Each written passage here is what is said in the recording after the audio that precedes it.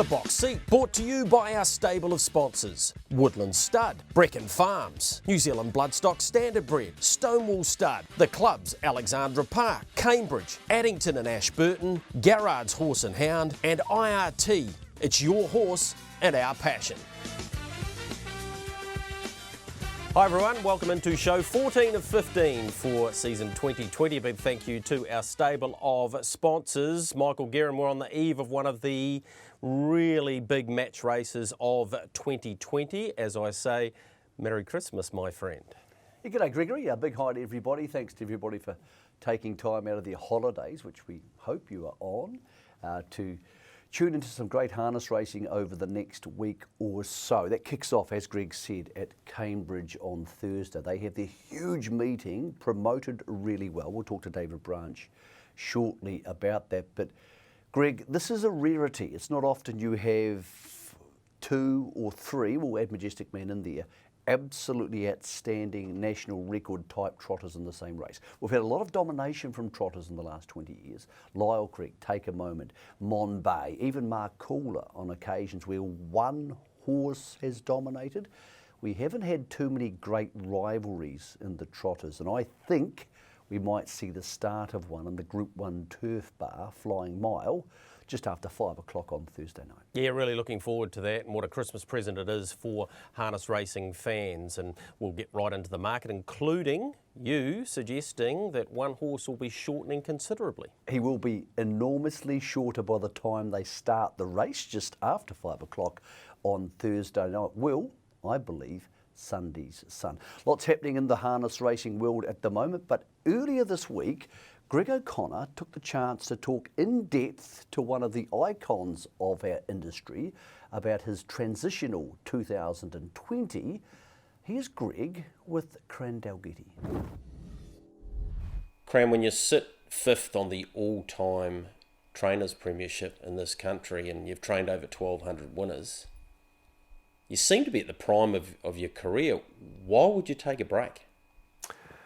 Interesting how life goes ahead in pieces, Greg, and I'd sort of been following in this industry, since I left school, and as we all generally know, it's 7 days a week and long hours, and in no way am I saying that's bad, because we love it, because that's why we're doing it, but sometimes you need a wee sort of step back and take a breath of fresh air, and with Nathan coming on board with us, he'd been with us several times, and I really wanted to come back and, like I said to him, I couldn't give him the bright lights like his dad could, but I'd like to give him some help. And he came into a partnership with us, which was great. And then he done a piece, obviously, with Chrissy. But anyway, I'm in a stage now where, as we all know, it's publicised that he's going to Australia. So I'm come right to the forefront and rearing to go again. So a lot of fire in the belly. All right, well, he effectively goes about mid-January. I just want to go back to Chrissy originally being in the partnership with him, and then obviously you're going to be in partnership with her now. Explain to me her role, because she doesn't drive. She can handle the horses, we know that, but this is not unusual in harness racing. You can have a partnership where Andy Gath's the best example. He doesn't drive the horses, but clearly he's heavily involved, and her side of the business is administrative more than anything, which is something that you're not that big on. Yeah, well, nowadays, the modern era now, Greg, because owners are putting a lot of dollars forward, they like to be informed more regularly than yesteryear. And so when we're going to sales and we're sort of paying, sort of bigger lumps of money, and then the experience to run these animals is getting up sort of, a big chunk of a lot of people's income. And so to feed them the information as much as we can, as good or bad, of their investment, that's where I've got to sort of try and stay hands-on with the animals as much as I can, but then the administrative role is a time frame, so it has to be cut into pieces, and where she's been very good at that, and you've got to be in sort of in the, well, not the limelight, but in the forefront of the owner's faces, really, I suppose you could say, as far as information goes. Yeah, well, the yearling sales has been a big part of your life, and I'll get to that shortly because we're not that far away from the 2021 sale. A couple of the other factors I've got to ask you about around taking a break. There's been a huge influence on your life in terms of not only ownership, but I'm sure as a mentor. We lost Jim Wakefield recently, and he's had a huge part to play in Kentuckiana. Very true, because when I first started training, I was only 23, and we were lucky enough to go along with sales that first year, and he brought 2 yearlings for me, and so it was a great start and a friendship that lasted 26 or 8 years, and as you know, was passing recently, but he was a man, him along with his wife Susan, not only it's great for patronage for me having several horses in the stable, throughout all that time, but on just straight common sense and general life, very, very, very smart man, along with his wife Susan, and I learned a lot from him, just even, taking the highs and lows in life in general, and how you act and how you ride a storm, and then going forward financially and business-wise. So he gave me a really big package, and with him gone, sure, it was a big gap, but sure, other ones come along, but he was a great influence. And of course, the Dexter Dunn factor. Now, you've had a couple of great juniors through the barn. You've had quite a few, actually, and you've got one bit of a gun now, and Sarah O'Reilly as well. But Mark Jones was a world champion and premiership winner. Dexter won 10 premierships, and then he heads to the States, and we know what he's achieving over there, which I'm sure you and Chris are extremely proud of. But not having him around and not having his influence driving-wise, was that another factor? Definitely a contribution. Him along with Mark Jones, when they come to us, they were 17, and they were just sort of warming into the business, but we sort of assessed they had a bit of talent there, and we tried to sort of put all the pieces around it, and they followed on with their talents, of course. But he was a great attraction for us for actually getting clientele and horses, because they knew they wanted the best on, rather than ones or other, obviously in all respect talented, of course, but he was far above the rest. So with him gone, sure, it's a bugger for us, but we're trying to sort of get a hold of young Blair Owens as much as we can now. We're trying to fill the gap, and he's doing a great job, and he's just as talented. He's only 2 strides short of Dexter, but back to Dexter, you don't realise how good he was till you haven't got him. Yeah, and now we're seeing, and the world's seeing, just how good he is. Back-to-back premierships effectively in the States. Nobody could have expected he would be able to achieve that in such a short time. Yeah, there's 2 answers to that, Greg. He went there, obviously he had talent, but he had to be accepted into the scene because he's so plausible and just such a friendly guy. He was accepted in. He could have been put to one side for several seasons before he was allowed in. But results tell the story. The CV is amazing. To be in his 2nd year and to be leading driver in the US, he's leading driver here now, and a lot of people don't realise how big US is. We're a dot on the map here in NZ. For him to go and do that, it's really Tiger Woods material of what he's done, but we'd love to see it publicised as that much, but obviously not. But just a born talent. Okay, back to you, training-wise. 1st of January, you're back. You got the fire in the belly. The yearling sales is a beckoning, and it has been a playground, if you like, for you and your owners to get the very best horses, and you've got a great opportunity to do that again. Yeah, so I'd like to come back bigger and better, actually, to be honest with you. As we know, with Mark and Ellie sort of stepping aside a little, and they're very strong. I don't need to emphasise on that much, but I'd like to try and sort of come along and sort of be strong as much as I can. The game's in a great spirit at the moment. You just see the crowds at the latest Methven and Rangiora meetings. It's they're nearly closing the gates. So the enthusiasm in the industry is amazing, and it's been in my life. Sure, people come along on different shows and work forces, so I might change something. But at the end of the day, when it's been 3/4 of your life, you sat with it to keep. So now I'm excited about going ahead again, and obviously looking to put through syndicates and a lot of single people come along. But I'm there on the shelf to have a go. Cran, is that another clearly influence? You mentioned the All-Stars and the dominance that they've had, but there's a few other trainers that you've gone head-to-head with over the last couple of decades. Jeff Small's not there anymore. Nigel McGrath's not there anymore. Tim Butt's not there anymore. Do you see this as an incredible opportunity for you to really grab it by the throat, given that you've been a premiership winner in 2013, you've won over 20 Group 1 races here and a dozen in Australia, and you clearly can select a horse? Yes, well, I've had a wee bit of luck. It's like everything, Greg, it's practice. I've had a lot of practice. I've done a lot of circles. I've been doing this for 30 years, and I think everything in life you can read out of a textbook how you meant to rule things, and but until you go through it and get a blood nose and get your behind kicked and assess where you think you went right or wrong, but I feel like I've sort of got a good grasp of how it all works and trying to work on juvenile racing and where sure the big money is, but then again if I've still got an 8-year-old that's a good free for all, we'll keep him. But I think in general, the general public and ownership now wanting results quicker than later. So that's what we're looking at in the baby. So yeah, so to answer your question, we've had a good sort of fair share of luck, but I'm not one to look back. I want to look forward and get bigger and better yet again. Notice in the barn, first day back. I was going to say a little horse called Krug, but gee, he's filled out in his little break, hasn't he? Yes, he only had a short time out, but yeah, it just sort of gives us the reason that he was crying out for a holiday. Lucky enough to have a juvenile that's talented and you're drawn to every sort of big dog fight, but sometimes you just have to sacrifice the odd time frame of better races. So we've done that, and he'll come back bigger and better. All right, Derby is clearly on the radar, being the New Zealand Derby. What's his likely program? Have you got that far down the track with him yet?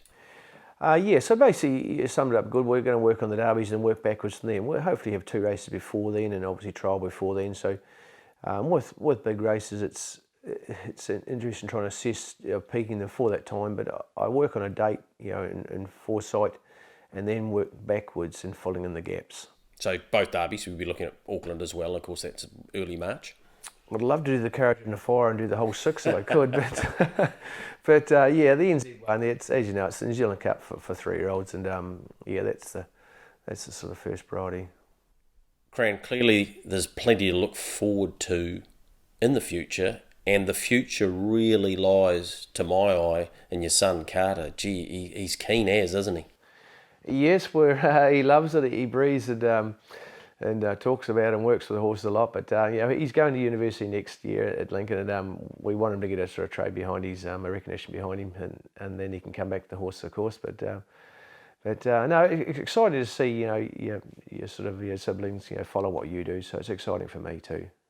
You've always been keen on fashion, to your detriment at times. I think it's been a session of jokes around Cran Dalgety and what he might wear this week, but Carter's got his own label.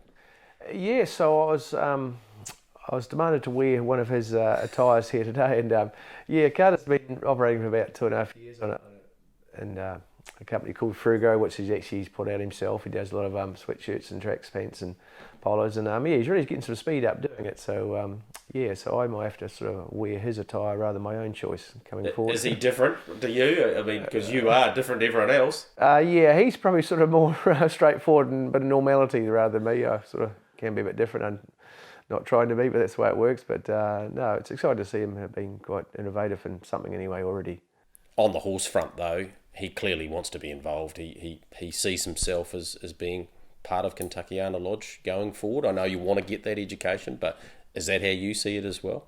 Yes, he is. He's doing a little bit of administration work as well. He does some for Harness Link, and he loves that part of it as well. But he wants to be hands-on. He's applying for his junior license in a month's time, and he's done his prep with his trials and workouts. So it's quite good. He's not going to be a big guy in size or weight, so he's a bit lucky there. He's fortunate in physique rather than because weight's a big emphasis nowadays, and it's pulls up trains. So lighter the better, or petite you are. So he falls in that category.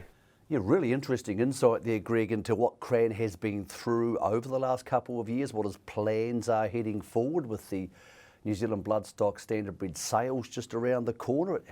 It sounds, Greg, like he's up for the fight. Yeah, definitely, Michael. There's no doubt about that at all, and he sees it as an opportunity with the changes at the top of the training ranks, if you like, and there's no question he can select a horse and he can train a horse, so he's got a big chance about that. The other thing that came out there, Michael, was obviously the fashion situation around his son Carter having his own label, and how bizarre that is when you consider how many times we've taken the mickey out of what Cran's wearing on race day in particular. Yep. Nice to see a young man with lots of ambition, and as you know, when you're young, you try different things, different roles, different jobs, and which one's successful for you, I suppose, only time will tell. But it's an interesting time in harness racing, as we all know, and by no means are we poo-pooing the future efforts of Hayden Cullen. He's going to have a massive 2021. Everybody knows that he's got the horsepower, the experience and the ability. But there is a feeling, Greg, that there's going to be a gap at the top of harness racing for somebody to partially or fully step into, and that gap starts to be filled at the sales. We're not going to see bulk buying by the All-Stars with Mark and Natalie, and we're not going to see them dominate for the next couple of years because they may not be involved as much or, in fact, very much at all. So, Greg, I think most people in harness racing who are doing it, trying to do it at the top end, now have the option to say to themselves, hey, are we going to be a little bit more serious now? Because I think for the last 5 seasons, Greg, most people have gone to major Group 1 pacing races and the first question they've asked is, can I beat Mark and Nat? That may not be the question of 2021.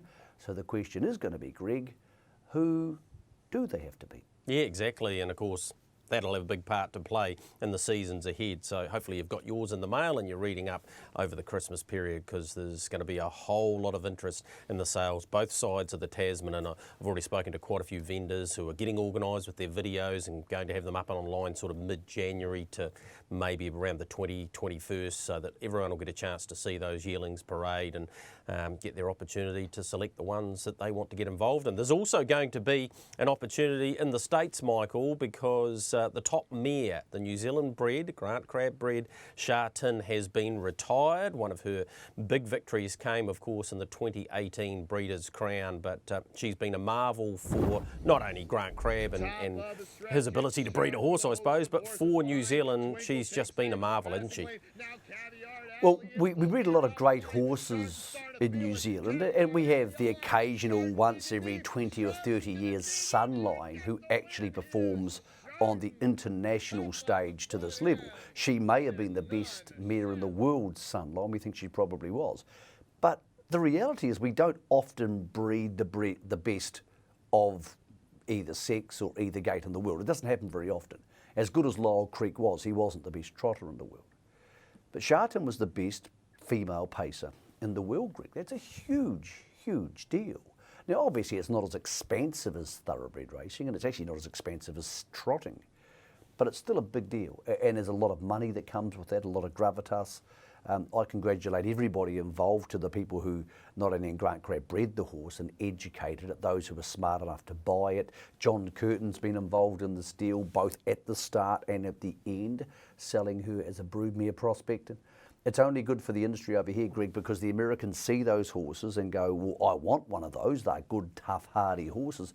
Probably the thing that surprises me about it, Greg, is that Tintin in America, her stallion or sire, wasn't a tough, hardy, robust type of horse who probably wouldn't have handled American racing that well. He was a really fast horse suited to what we do down here because he liked to be driven with one sit.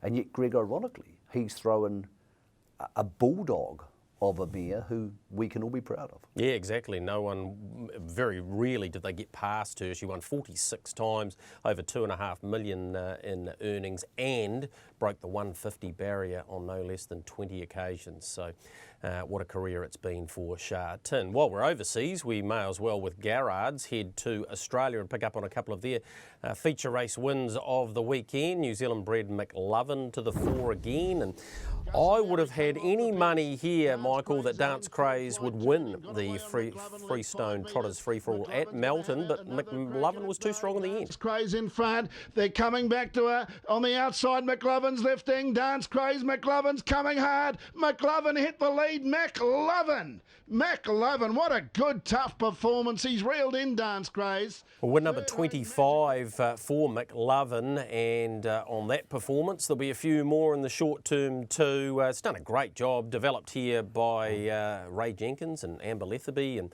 since being with the Gath team has been a revelation. And picking up Dance Craze, that was no mean feat there, because we know how good she is, Michael. Yeah, I was really surprised when I saw that last weekend, Greg. I mean, Dance Craze, I think, is actually a better horse driven with a sit, as we've seen over here at the Jewels and when we've seen her win races like the Great Southern Star. But McLovin's never been that horse. He's never been driven with a sit, sprint past a good horse. I'm not sure if she waited for him or whether I'm underrating the performance of McLovin, who probably isn't even in the top 2 trotters that Andy and Kate have. Of course, they have Majestioso and Tornado Valley still in the barn, Greg. So I've had a lot of people ask me in the last couple of weeks, because I do a lot of radio work in Australia, what do you make of their trotters versus ours? And I think our best two, maybe even three, would blow the Australian trotters away. But of course, I don't think they're going to get the opportunity to do that. There's been no indications from Team Sunday Sun or Bolt for Brilliance, and I've spoken to both teams this week, Greg, that they'll be looking to head to Australia. So I think those horses will pretty much stay in their lanes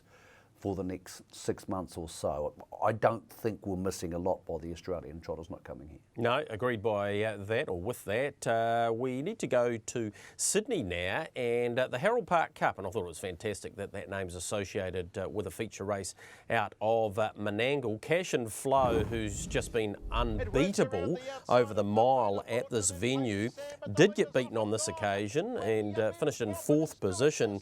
Where You Boppin' was doing exactly that in front, Michael, with Garrards, and dashed away and bolted in. Yeah, and look, this is a good horse, the horse in front. So we'll get to Cash and Flow in a second. The horse in front was actually trained in the regions out at the Riverina in the outskirts of New South Wales, and he raced there in a regional final, which he actually got beaten in. He's a horse who, as a 2-year-old, joined Tim Butt's stable, and they took him to the Breeders' Crown. But as you can see, he's quite a big horse, and he touches a knee. He just wasn't ready for that. So we went back to the regions to David Kennedy, and now he's back with a guy called Shane Sanderson, who trains really well in the Menangle region. Young Cameron Hart has been driving the horse. Good young driver, remember that name. He's a horse who's suited to Menangle because he's a big rolling type of horse. He heads to Bathurst this Saturday night for the Shirley Turnbull Memorial. And he's a horse who's going to turn up in a Grand Circuit race, maybe a Newcastle Mile type race, Greg. He's not, I believe, a Miracle Mile type horse yet, but he might get to that level. Spoke to Luke McCarthy about Cash and Flow. He said, don't know. Got the vet to check the horse. Something must be wrong with him. They re-vet checked him again on Wednesday morning because that was miles below his best. One of the first times he's been beaten over a mile in the last year. So confusing around him, but Where You Been Boppin', not surprising to see him step into the top grade. Remarkably, the Craig Cross stable, which has completely dominated the free-for-alls, Greg, out of Menangle, didn't run first, second or third in that race. That would be like the All-Stars having 6 in an open class race and not running a drum. Yeah, remarkable it was. Hey, we didn't talk about it last week, but great news about the Miracle Mile being $1 million, and that'll attract plenty of interest. It will, and they've had a big boost in a couple of ways. Regional stake money in New South Wales, which isn't great, has gone up and will continue to go up for 2 or 3 years. So they'll have about $9,000 maidens, which doesn't sound a lot compared with here, but it's a very different grade of racing. At Menangle, the stakes are going back to pre-COVID levels. Now, I spoke to Bruce Christensen from Club Menangle back about 4 or 5 months ago, Greg, and they were thinking, hey, we might have to cut the Miracle Mile to 500. Or 550, which is still a lot of money, would still make it the richest race in Australasia. Last week when they got the new results and projections in from tab.com.au and they were able to say it's $1 million, Greg, it's huge because it's a grand final now for the season, even though ironically their season's now year on year. It means that we can put Lochinvar Art, who was excellent on Tuesday night at Melton winning again, Spankham, Self Assured and King of Swing in the same place and give them a race to aim at, Greg. It's worth twice as much as any other race when you're taking the exchange rate around the New Zealand Cup and the New Zealand dollar. Pretty much twice as much as any other race in harness racing, Greg, with the Inter-Dominion not being held this season. So I think it's going to be a nice grand final for that open class season, and then most of those horses we should have going through the Hunter Cup also too, because Spankham and Self Assured could be heading there, Greg. I think we've got a nice back end to our open class season this year and a worthy stake for the best horses. Yeah, those Vic Bred races you just mentioned, of course, our Princess Tiffany was winning too, and those finals are on New Year's Eve to complement what we'll be doing at Alexandra Park. Speaking of Alexandra Park, when we come back off the back of this quick break, we'll go back and have a look at what happened there last week and build towards the Woodlands Auckland Cup.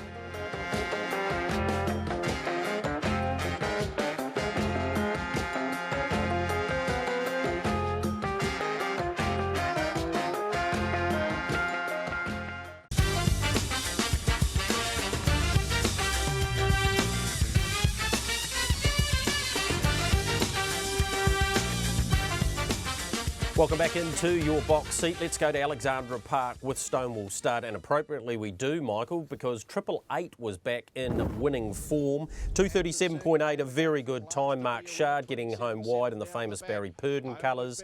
But David Butcher sitting quietly on 888. We will get Aaron White to bring him home and then talk with Michael re the Auckland Cup on the other side. Gambit coming after 888. Mark Shard down the outside. It's 888 in front. 888 Gambit tries to get to him. 888, he's back. He's back all right. 888 to get the win. Mark Shard second. Now it's very tight third. Gambit in the fast finishing. Win number 12 for 888. Good to see him back in winning form. He hasn't won, I think, in about his last 9 or 10 starts. Way back in February was his last win, Michael, but he's ultra consistent. He's been in the top 4 6 or 7 times through that period, and he was just too strong.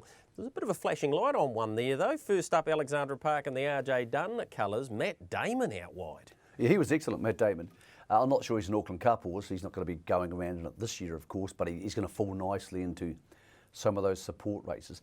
The problem for 888 was ulcers. Steve Telfer telling me that the horse was diagnosed with ulcers and they put him on the most powerful ulcer medications they could find. That fixed him up, so he was better in his work. Then they put the blinds on him because he, as you saw at the line there, he can be a bit get to them and wait. So that, coupled with a great drive from David Butcher, moved at exactly the right time of the race, won him that race. It's important to have him back, and also Mark Shard, who was excellent in second there, Greg, because we know they're open class horses. 888's run third in Auckland Cup, Mark Shard's run second in Inter-Dominion.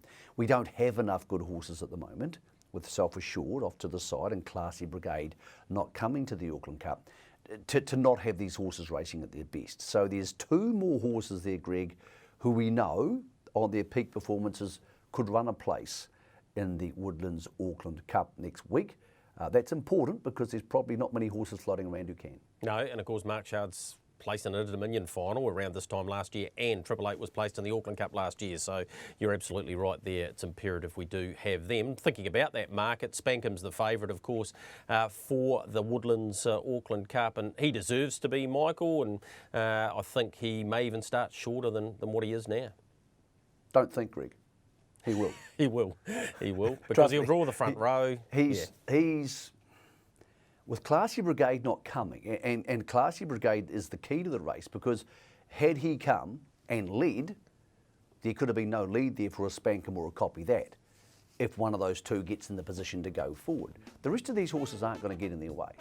The rest of these horses in this Auckland Cup almost certainly would hand to Copy That or Spankum.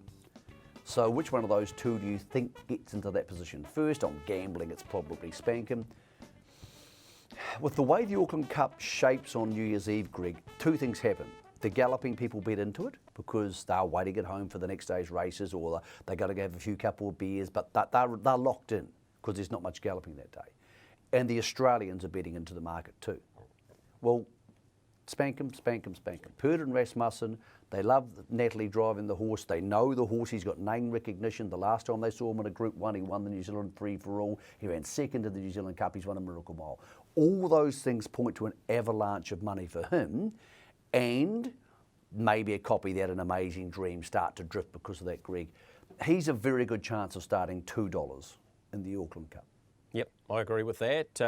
Going back to a couple of the support races, La Rosa and Braveview Kelly going around with a build towards the Big Sire Stakes final for the fillies on the 31st. And they got upstaged by Mark Little-Soakey, who had a beautiful run in behind La Rosa, but there was still plenty to like about the runner-up and wider out. Braveview Kelly made up a good bit of ground too late in the piece, but good effort here by Matty White, training and driving Mark Little-Soakey. A great example of Alexandra Park getting the right run, Michael. Yeah, and the time was quick. A good drive on La Rosa. She had her chance, and she was beaten by an older male horse, so 3-year-old filly. It's not uncommon for that to happen. Let's not forget, back when we had this horrendous start to 2020 and Ricky May was in dire straits, where there was also a big race crash at Cambridge, and people like Todd McFarlane and Matty White. Matty White broke bones in his back. Those guys got hurt, Greg. So Ricky May got all the coverage, as he should, because he was in a dire situation. But those guys have also had to fight back, and they've also had to overcome stuff and pain and paying wages to people to work your horses and all the horrible things that happen when trainers and drivers get hurt. So Matty White's been one of the stories of the North for 2020, Greg, how he's fought back, established himself as a trainer, and quite clearly a trainer who can beat Mark Jones, Tony Hurley, Mark Purdon at Alexandra Park. So he's one of the unsung heroes of 2020 for Northern harness racing. Yeah, he definitely is, and that was first up since September as well, so he can get one ready. Good on you, Matty. Terrific effort there. Addington Raceway had their Fast 10 meeting, and a couple of quality races they had too, Michael. And well, Henry Hubert did the business in the Green Mile only 5 days earlier, turned up here, followed Classy Brigade, a little bit like that Dance Craze McLovin race we watched earlier, Michael. Would have had any money that Classy Brigade would hold him off here. Look, I know what you're saying, but I think Classy Brigade's racing one-paced-ish. Maybe he always races one-paced-ish, apart from that time he came from last at Addington to beat Stylish Memphis. But Henry Hubert just seems to be in the zone, so maybe he's up 5% and Classy Brigade hasn't improved much, and he's been able to beat him both ways, leading and beating him in the Green Mile at Methven, coming off his back and beating him here. I think he's in for a lot of fun. I think he's a horse who can be a factor at Omakau and Invercargills and all those places in between when he goes to those type of races. He doesn't handle Alexandra Park, so therefore he won't be coming to the Auckland Cup either. Greg, with Classy Brigade, he's always going to be a factor in a race, but he is more often than not going to be vulnerable to those type of horses. He's doing a super job, Classy Brigade. In many ways, he's one of the most important horses in open class, but you never really feel totally home with him if there's a decent horse on his back. Yeah, and both will head down to the Central Otago Cup on the 2nd at Omakau, along with Prez the Bell, who's in the next video we show you, where Dark Horse got the business done in a New Zealand record time. There's Prez the Bell in front. She rolls into a gallop, but I did speak to John Dunn this morning and he said she's definitely still going south, and with her gate speed will be incredibly hard to beat in that free-for-all. So that's Dark Horse going past in the hands of Craig Ferguson, pinch hitting for a very much in-form Nathan Williamson stable, and that's important for people punting in the south because his team is really on fire at the moment, and with an enormous array of races coming up down there, those colours will be to the fore for sure. That was our Brecon Farms trotting performance of the week, Michael. What a performance it was too. The only thing that really surprised me about that, Greg, was the price. She got to $10, which is ironic considering she's always been a horse who the bookmakers have kept very short. But the second line barrier draw put a lot of people off. Craig drove her beautifully. I don't say what I'm about to say lightly, Greg, because I'm not trying to insult anybody else by saying it. But I reckon you can make a really strong case Nathan Williamson's in the top 5 trainers in the country. Because the All-Star situation is going to change, so we'll take them out of play. They're obviously the top dogs, no doubts about that. But their situation is going to change. And we don't have a lot of data on what Hayden Cullen's going to do because we haven't seen him train a lot. When you look at the rest of the stables around the country, there's some wonderfully talented horse people, but I'm not sure they're any hungrier, any better prepared, and are doing any better job than Nathan Williamson. He's an outstanding young trainer, and I think geography probably plays against him a little bit because he's not going to get as many owners out of the North Island or out of Canterbury because he's a southern man. But if you based him in Canterbury, Greg, and you live there, so you can answer this, I think he would very quickly become an even bigger trainer than he is now and would get even more firepower. He's a person who I believe, he won't want to do it, I'm sure, because he's got a really good thing going in Southland, Greg. He could come to Canterbury and establish himself as close to the leading trainer there with a bit of luck over the next 2 or 3 years. Oh, no question about that at all. And the next race we do show you is another example. Yes, you've got to have the horsepower and the firepower, but Ragazzo Mark, who has, well, been a revelation down there, turns up in the Wairio Cup, Michael. Did get the right run, but have a look at the explosive speed this 3-year-old shows. Wide out, that's Watch Me Now. We saw how good she was at the Cup Carnival. This is really, really talented, this 3-year-old, isn't he? That's good speed there. And also, you don't often see 3-year-olds, first ever standing start, winning these country cups. It's incredibly rare. So, yeah, I'm not sure how good he is. Maybe Nathan knows, but here's Yankee Party, which is another one of the feature days and one of the speed races for the mares later in the program, and she's doing a super job too. What a lovely brood mare she's going to make, well bred, of course, Gregory. So it's a good horse flesh there last Saturday. Actually, it was a meeting that sort of fell through the cracks a little bit, as they tend to do when they're on trackside too, or when they are up against the gallopers. But the other big winning performance, Greg, was Lovin' the Port. Now, misses away badly here and gets things wrong. That's in the middle of the screen, and it's having a decent old gallop, as you can see. Cameron right on cue there. And Greg, you and I were talking on the phone with us, and we said, hey, look at this $1.80 chance. This has galloped away and it settled last. Well, guess what?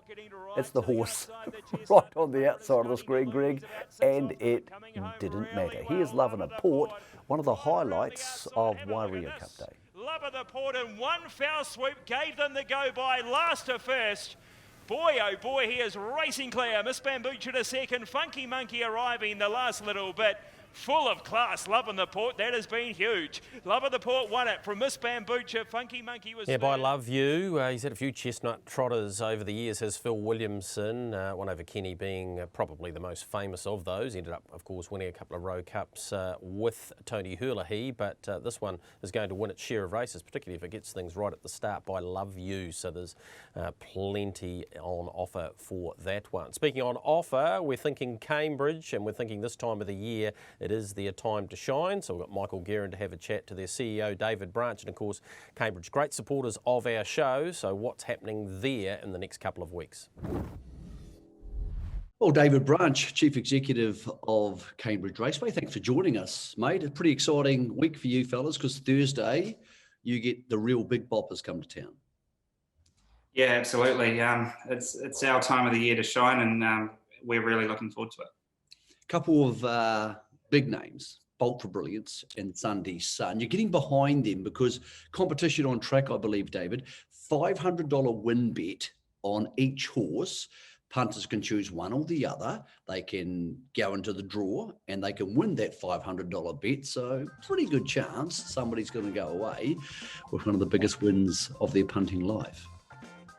Yeah, so I guess just trying to play on that rivalry and get the punters in behind it, give them a reason to come along to the races. And also, they'll have the entry forms will be in the race book. They'll have to choose.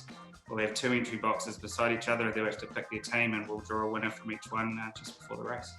I presume, David, it's not a big corporate type twilight meeting thing, because obviously that seems to be more or less gone for the year. Is this more people coming along, bringing the family, sitting on the grass, which is a real bonus at Cambridge, and getting to enjoy the horses really up close? Because I don't think there's many racetracks in the country you get much closer than Cambridge. Yeah, absolutely. So for us, the corporates, they're over. Christmas parties are done and dusted. So we really target this meeting at the dads that want to get the kids out of the house away from mum while they're finishing getting ready for Christmas. So it's that family, lots of kids activities, obviously the free entry, and as you said, making the most of that grass. All we need is good weather, which we're hopeful for. Mate, you're not just a chief executive, of course. You've trained and driven horses and you know plenty about them. Who do you think wins this trotting race on Thursday? Because Sunday Sun's absolutely flying, but Bolt for Brilliance has real X factor, and Majestic Man actually looks the leader, which is always handy over a mile at Cambridge. Yeah, absolutely. It's tricky being such a small field and having those 3 guns. So I'd probably leaning towards Sunday Sun, but he is going to have to do it tough, probably sitting outside Majestic Man. So could be anyone's, but that's what makes it, even though it's a small field, it's going to be a really exciting watch. David, looking at the fields for Thursday, have you seen one when you were putting them together, you thought, oh, yeah, maybe I quite like this one type thing? To be honest, I haven't. We've got 12 races, and we've just been flat out. I haven't had a good chance to sit down and go through, so I'll put the race book together over the coming days and have a look through when I go through them. Mate, January 8th is your next big meeting. Sounds like Self Assured could be there. It'll be awfully good to get him on track because it's a special race, the Cambridge Flying Mile. Yeah, it's a race that Mark and Mark's always supported, even though obviously he won't be training, but we've always managed to attract a good horse. Like you go through the honour roll of who's won, and you've got the Auckland Reactors, Christian Cullens. It's a real feature race, and for us that day, the on-course experience is all about the horses and celebrating those good ones, and making the most of them when they do come down to Cambridge. Mate, we know those 2 dates, obviously Christmas Eve and early January, Friday, are big ones for you. But something new is becoming quite big for the club. You're targeting Waitangi Day as a day where you can bring a couple of feature races from the past back, the Cambridge Gold Cup for the pacers and the trotters, and get a lot of people along on a day when there's not some great racing around the country. And obviously there's people on holiday. So tell us more about why and what Waitangi Day is going to be. Yeah, so for us, it's about, we've been conscious with all the uncertainty around the jewels and also wanting to have and build our own Cups Day, I guess. There isn't a Cups Day in Cambridge. Obviously, the jewels are every 2 years, so we're looking for something that we can make our own and build into an annual event. So this will be the first running. We're sort of trying to cast the net a bit wider than just harness racing and sort of make it the Cambridge Horse Festival, bringing in the likes of, obviously, kids' carts, but trying to do some entertainment in between the races that's a bit different. So with the Dunstan X Factor to do a Battle of the Breeds sort of thing in between the races and trying to really pull in and capitalise on that equine sort of feel, but at the same time, have a Cups Day that we can build into our own. This will be the first year. I believe there's going to be some dual sulky races with some of the jockeys jumping in with some of the drivers. Yeah, so that's coming back on the 8th of January, that Flying Mile Night. So that's with working with Love Racing on that. So that's something, again, we're looking to build into a bit of a annual event. So we've both Love Racing and ourselves have put up $500 to the winning team that'll go to charity. And yeah, it's going to be one of the features on the night as well, sure. Looking longer term, David, the Jewels, early June, it's going to a Sunday. How do you feel about that? Yeah, well, obviously really excited to have the Jewels back full stop. I think Sunday would be good. We've had the clash with Ellerslie in the past that's meant some of the thoroughbred trainers and that haven't been able to get along. We didn't have the problem the 2018 running because Ellerslie was closed down for their track renovations. So being such a local, a horse central place and having the opportunity now to get those thoroughbred trainers along for a good day's racing, I think it's really going to help. And obviously Monday being the public holiday, so we're in the middle of the weekend anyways. Mate, a few changes at Cambridge. You guys have taken back the running of the very popular barn cafe there. How are you feeling about things, David, as we head into 2021 for Cambridge with all these new things in play and the very real potential the Jewels are going to be there in June? Yeah, really positive. We've just, as you said, we've just gone a year of running the clubhouse. So that's had its learnings and its challenges, but we've got a fantastic team up there and that's just going from strength to strength and generating additional money for stakes. They're sponsoring the second win bonus that's been so successful here. So that's all coming from profits that are made from the clubhouse. And we've just got a new board. So we've downsized from 12 to 7. We've had a whole 3 new board members come on, and that's only happened in the last month. So yeah, we've got the right people. We've got an amazing team here and now a great board as well. So I'm really looking forward to 2021. Mate, so are we. Enjoy Thursday, buddy. It's going to be a crazy busy time. We'll see you down there on the 8th. And Merry Christmas, mate. Thanks for joining us on the box seat. You too. Thank you. Michael, David Branch is a great example of coming up through the ranks in this sport, because I can remember as the assistant racing secretary was at Alexandra Park, and he's gone all the way to the top of Cambridge and he's doing a fine job. Yeah, he is. He's a horse person, Greg, so that's a big help. He understands horses. He comes from a horse racing family, but he also left horse racing and he went overseas and worked in different areas and learnt about marketing and studied. So I think he's one of the more important administrators heading forward for harness racing in the north. I'll be honest, Greg, I've got no qualms about this. I believe eventually there shouldn't be 2 different racing offices at Alexandra Park and at Cambridge. I think they should merge that together. And eventually I think there should be a national racing office where all the nominations go through one place and they're dealt from there. I don't think we need to have separate racing officers. We can have a racing person at each club. He might be in charge of the logistics, but I would eventually like to see Auckland and Cambridge merge at least that part of their business, and then they can be more strategic about how they plan that business. Yep, definitely. Let's get into their feature on Christmas Eve. Of course, it is for the Trotters, the much anticipated first clash between Bolt for Brilliance and Sunday Sun, and you throw Majestic Man, the 154 1 mile winner of the Ashburton Flying Mile. And what is a similar track, Michael? Markets come up 210 Bolt for Brilliance, 230 for Sunday Sun, who you think will be moving considerably by the time they jump, and about $4.10 or $4.20 it was for Majestic Man. Interesting even from a market point of view. Yeah, it's only a small field. It's a beautiful race. It's like a little mini Miracle Mile from the old days. I'm pretty sure Majestic Man will lead. I think everybody expects him to lead. I've spoken to all three people involved, so I'll tell you what they said. Phil Williamson, we expect to lead. We expect to run them along. Brad doesn't need to wait for them. That's not how we race. Phil Williamson's exact quote to me, I think they'll break the national record. 153.8, I think they'll break it if it's fine. He said, but I think we might set it up for somebody else. Sunday Sun, John Dunn said, no issues at all. I'll just be keeping my nose clean early, sliding around us at park. That's how I like to race, and I'll be attacking down the back straight. He said, we expect to do that. Not concerned about Cambridge. He said the horse handles the bends really well, which actually makes a very good point. Apart from when he galloped at Kaikoura 3 starts ago, which wasn't his fault, he only tends to gallop in the straights. He doesn't tend to gallop on the bends. He said, I'll be attacking it, and I'll be honest, I like Majestic Man as a horse, but I think we're better. Where does that pit Bolt for Brilliance? Well, potentially, Gregory, pits him in the 1-1. Now, he went to the workouts last week at Pukekohe. He didn't have any rivals, so he actually trotted behind a galloping pacemaker. And Tony Hurley, he said, look, I'm really happy with him, but he's not quite as good. Here's that workout there. This is obviously left-handed. Not quite as good left-handed. He's getting better. Starting to step it out now. But he did suggest, look, we needed to give him a spell. We'll board him back and we'll be better for the national trot. He by no means concedes to the other two, but he does concede that the 4-year-old probably can't be as advanced as the other two because they've trotted national records for 2 miles or 2,200 metres in their last 2 starts, Greg. So what we have is the potential scenario of Majestic Man in front, Sunday Sun outside him, Bolt for Brilliance sitting in the 1-1 in what could be national record time. So here's the Lyell Creek group. That's what we're seeing here. But let's imagine Bolt for Brilliance is coming off the back of Sunday Sun.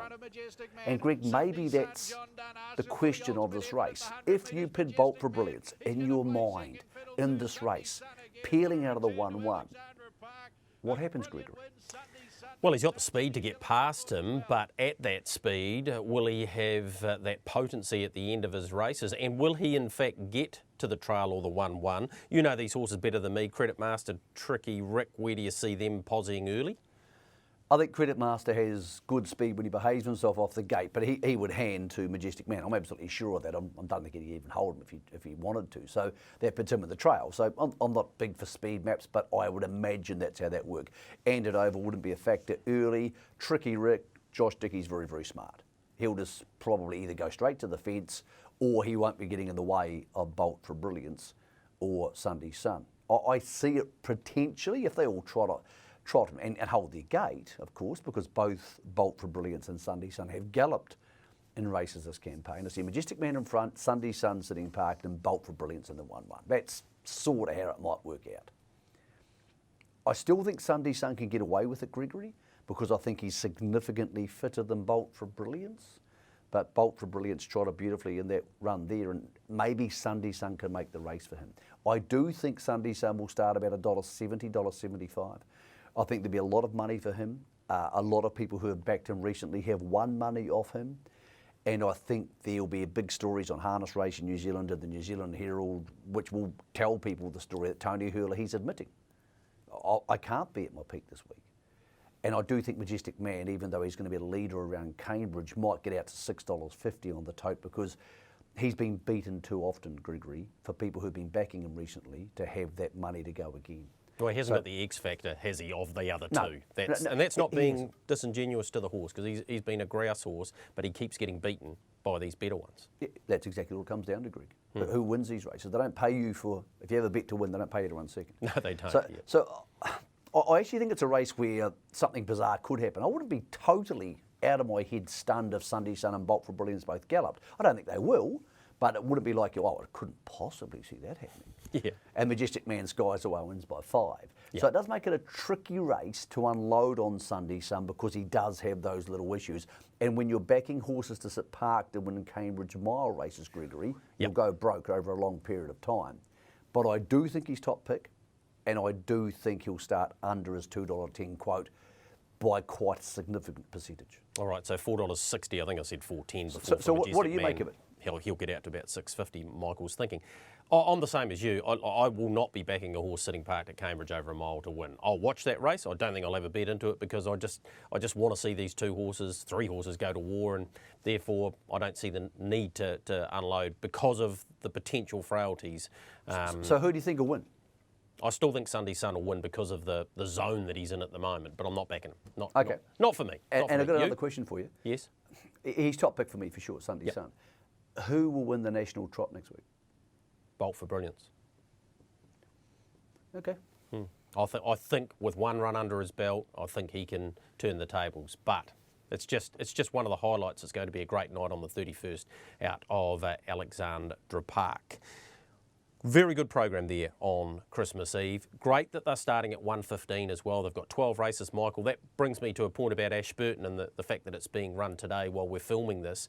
I think someone needs to stand up and say it's just not acceptable. It's the Ashburton Cup. It's the middle of nowhere now. I spoke to John Dunn about that this morning. He says a lot of people don't even know it's on. Used to be Boxing Day, then it went to Christmas Eve, which I thought was a reasonable spot for it. Now it's nowhere. It's in the middle of nowhere.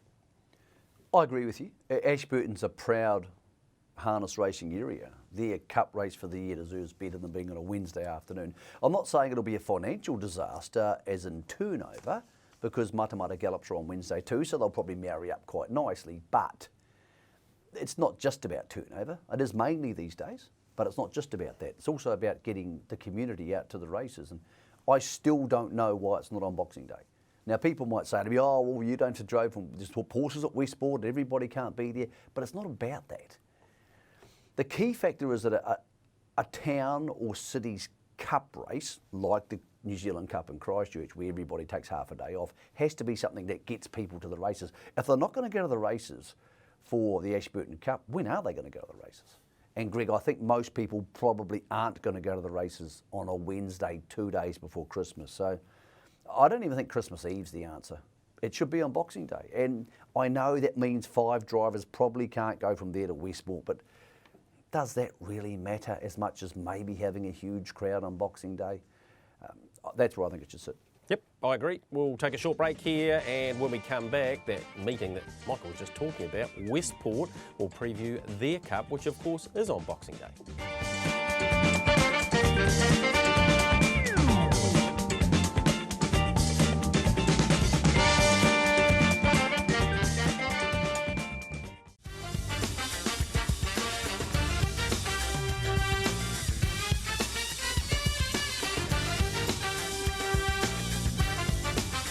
You're in your home straight, in your box seat. A big thank you to our stable of sponsors. Let's go over the Alps, for me anyway, to Westport. It's Cup Day there, Michael, and the Westport Cup, the one we want to focus on here is Belmont Major. This is his performance 2 starts back at the Cup meeting, finishing second behind Bad to the Bone. A replica of this would see him go very close in the Westport Cup of 2020. Yeah, it sure would. I mean, he's the horse pulling 3 wide there now, and yeah, okay, he's well beaten by Bad to the Bone, but Bad to the Bone's an open class horse. He wouldn't be able to place in the Auckland Cup. Only a little concern for Belmont Major, who went to the workouts last week, is it's very much a leader's track, Westport. Now, it's not a big field, but I think a horse like Rock and Roll Rod, who's going to try and get round them in the middle stages, it might be a race out of these two who can get to a dominant position over the other one, Greg. I think Belmont Major's top tip in the race, but for a grass track, it's probably, of all the grass tracks in the country alongside Reefton, the hottest one for the leaders, Greg. So I'm just a little bit reluctant to back him off 10 metres. Still, John Dunn being John Dunn, I'm sure he'll launch him in the middle stages and try and get handy. Yeah, the Pulse Energy Westport Cup. What are they racing for? 20k. 20,000. 20k. It's actually, it used to be 25, and it's bounced back. Yep. And well done to Westport, because a lot of people know harness racing and racing in the regions is under the pump. But this is a proud area who love their racing. That West Coast circuit's a special part of the year for the industry, and they've managed to go down to, I think it got as low as 18, the Westport Cup. And they've bounced back, and a lot of really good people make harness racing happen over there. Not on the West Coast, it's actually in Bulla. They're two different places, Greg. You can't tell people from the coast that Bulla and the West Coast are the same place. No, I won't dare do that then, Michael. 11 races on the first day there, of course, the second day, 2 days later, and then into Reefton. We've got some hits and misses from the bookies, and here's what unfolded over the last 7 days. The Kike was a good play in the last. Doesn't normally sustain a run like he did on that occasion, and he got home at $4.60 for that punter. Ragazzo Mark we had a look at before, big win in the Rio Cup, and a couple of misses there, including Classy Brigade and Hot and Treacherous, who I thought had its chance, although the leader dashed away, and that was the end of the penny section there. Thank you to the team from the bookmakers. What about what's ahead, Michael? Because there is so much happening over the next week or so in your Christmas racing period. So we've got a lot of race meetings for you to consider, and things kick off, of course, with Cambridge. 1:15 that start time, 47,500 for the Group 2. Group 1, Turf Bar Trotters Flying Mile, that goes just after 5 o'clock. Westport, the Cup there, 20,000. We've actually got 11 races, but 11:35 the start time for that one. And we head to Gore for their Cup. Both the trotting and pacing cups are down there. Bit of a later start, 1:37, but 11 races there. HRNZ for all your form for that meeting. The second day at Westport, later start, 12 minutes past 1 for the 10 races proposed there. Motukarara, their biggest meeting of the year, 12, 10, 11 races. $13,000 Christmas Cup there. Cambridge have another meeting on the Tuesday, 4:39, the 10 race program there. We're all over the place. Reefton, 14,000, 12:10, the 10 race card there on the Wednesday, and then the all important Woodlands Auckland Cup meeting, couple of 100,000 for that. The Harness Million, the Sire Stakes final with Dunstan for the fillies, and the National Trot too. 3:28, the 11 race program there out of Alexandra Park. Gee, there's a lot to get through there, Michael. There is, and look, it's going to be hard to keep up with it all. The one thing I would say is most mornings, if you're going to have a bet, if you want to log into hrnz.co.nz, there'll be stories from Josh, from Johnny, from myself. There'll be selections from the whole team of people involved. There'll also be the Big Fish, Little Fish, which is little mini previews from Craig Thompson and I, where it's possible. So the team at HRNZ, led by Dave DeSoma, has got to try and keep you as up to date as possible, because we know lots of the papers around the country won't have all that information. But that's your first stop, and then of course you can head to tab.co.nz to have a look at the odds. Yeah, and their markets, by the way, for Westport will be out at 4 o'clock on Christmas Eve, so keep an eye out for those. Michael, with Door Contracting, if you're thinking about developing your rural property, get a hold of them. Best bets of the week, both got home last week, great stuff. What about for the Christmas period initially, before we get, of course, to our big preview of the Auckland Cup next week? There's actually a really good race 10 after the big trot at Cambridge on Thursday night, and sees BD Joe and Mr Fantastic, who are heading to the Sale Series next week, the Harness Millions with New Zealand Bloodstock star, Standardbred Bloodstock Standardbred, up against Italian Lad, who never got into the race last week. It's actually a really good race. It's an Alexandra Park race, transposed to Cambridge, but my bet of the week's in it. BD Joe. I reckon he'll cross them. Spoke to Steve Telfer, he said, I left this horse too short for the Alabar Classic. That was my bad. This is his chance to get back into the winner's circle. I think he'll lead, and I think he'll win, with that little caveat, Greg, that Mr Fantastic's a pretty good horse. Yeah, and I don't often tip a maiden trotter who's had 2 starts, 2 duck eggs, but Tedesco's a pretty smart horse in the Hope Barn, and we know how well their team go on the coast. So I'm happy to be with it. Race 3 at Westport. Michael, that's our Christmas race build-up, if you like, here on your box seat. A big thank you to our stable sponsors, and as I said earlier, Merry Christmas, my friend. Yeah, Merry Christmas to all our viewers too, Greg. Just for those who are watching next week, preview show. So big preview show for the Woodland Stud Auckland Cup, Gregory, and that'll be rolling out online next Wednesday afternoon into Wednesday night, of course. And and then I take it it'll be on trackside on Thursday, Greg, so people can get all the information about Auckland Cup day/night. Yeah, 3 plays for it on the Thursday morning, 4 a.m, 8 a.m, and 10 a.m. So take your pick there, My Sky if you like, and you'll get all the information to have a bet later that day. That's been your box seat. We'll see you in 7 days' time.